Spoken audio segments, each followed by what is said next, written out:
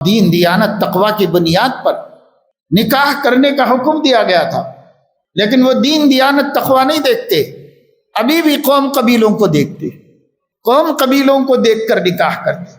یہ جہالت ہے، جاہلیت ہے، اسلام نے نہیں سکھایا تھا، اسلام نے ایسا کچھ نہیں سکھایا۔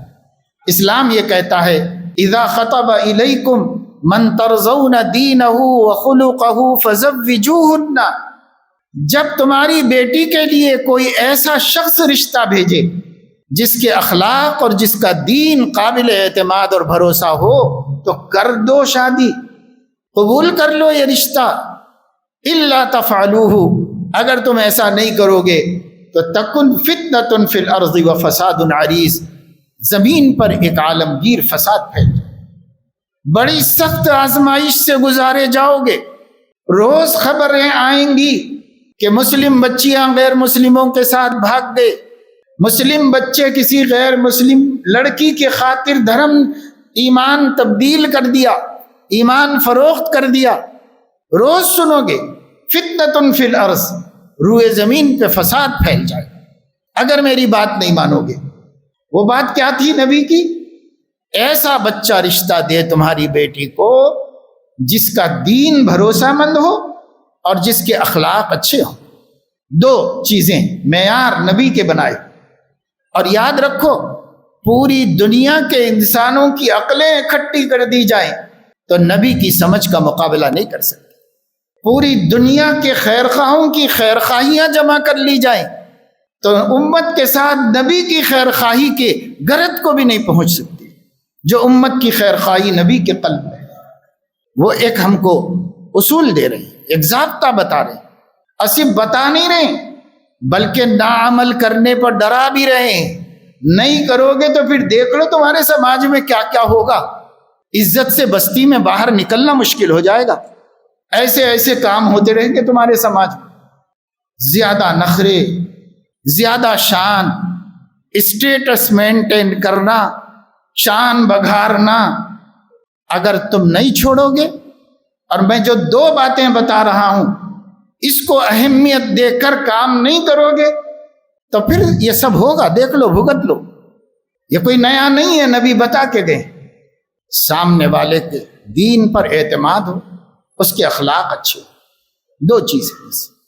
اب نہ دین دیکھا جاوے نہ اخلاق، صرف پیسہ کتنا ہے، ڈگری کتنی ہے، آمدنی کتنی ہے، اور ویل سیٹل ہے کہ نہیں ہے، یہ کیا ہے، وہ کیا ہے، گھر کی قالینیں کیسی ہیں، صوفے کتنے قیمتی ہیں، مکان ذاتی ہے کہ نہیں ہے، فلاں ہے کہ نہیں ہے۔ اللہ اکبر، ایسا لگتا ہے کہ جس کو آپ بیٹی دے رہے ہو اس کو رزاق سمجھ رہے ہو۔ بھائی تھوڑا بہت انسانی عقل بھی مانتی ہے اور اسلامی شریعت بھی مانتی ہے، تھوڑی بہت سمجھداری کی بات، 19-20 برابری، تاکہ تکلیف نہ ہو بچی کو، زیادہ مصیبت نہ پیش آئے، بس یہ تو عقل مندی کی بات ہے کہ اس کو دیکھ لو۔ باقی معیار کیا ہونا چاہیے؟ من ترضون دینہ وخلقہ، اخلاق اچھے ہونا چاہیے، بیسٹ کیریکٹر کا آدمی ہونا چاہیے، اور اس کے دین پر بھروسہ ہونا چاہیے۔ اور یہ نبی نے کیوں بتایا آج سمجھ میں آ رہا ہے۔ اچھے اچھے دیندار گھرانوں کے بچے، کوئی شکیلی بن گیا ہے، کوئی گوہر شاہی بن گیا ہے، اور کوئی جا کر کے فلاں گمراہی میں بیٹھا ہوا ہے، فلاں جا کے فلاں گمراہی میں، اوپر سے 10 پشت سے خوش عقیدہ اور صحیح دین پر چلنے والے لوگوں کے گھروں میں بیٹیاں اور بیٹے سب برباد ہو رہے دین کے اعتبار سے۔ روز کا قصہ ہے، روز کا، ہمارے اطراف میں، محلوں میں، بستیوں میں۔ کون کس عقیدے کا ہے ہمیں نہیں معلوم، کون کتنا بھٹکا ہوا ہے اندازہ ہی نہیں ہے۔ آپ نے ڈگری دیکھ لی، آپ نے انکم دیکھ لی، بڑی کمپنی میں ہے، لاکھ روپے اٹھاتا ہے اور خوبصورت ہے، گھر اچھا ہے، پراپرٹی ذاتی ہے، چلو اس سے کر دینے کے بعد پتا چلا کہ بد عقیدہ ہے، نبی کا گستاخ ہے، قرآن کو نہیں مانتا ہے، دین پہ نہیں چلنا چاہتا ہے، نماز پڑھنا نہیں چاہتا ہے، تو اب کیا ہوا بھائی؟ کس سے کر دیا آپ نے؟ اب رو، خون رو، کیا ہونے والا ہے؟ اب تو گئی بات ہاتھ سے۔ ہمارے نبی کا احسان مانو کہ انہوں نے کہا پہلی چیز عقائد کا اطمینان کرو، دین پسند ہے کہ نہیں؟ کم سے کم نماز پڑھتا ہے، اس واسطے کہ جو نماز بھی نہیں پڑھتا وہ کیسا مسلمان ہے؟ اس لیے کم سے کم نماز تو پڑھتا ہو اعمال میں، اور عقیدے صحیح ہوں، اتنا تو دیکھ لو بھائی دین کے واسطے، اور اخلاق اچھے ہیں۔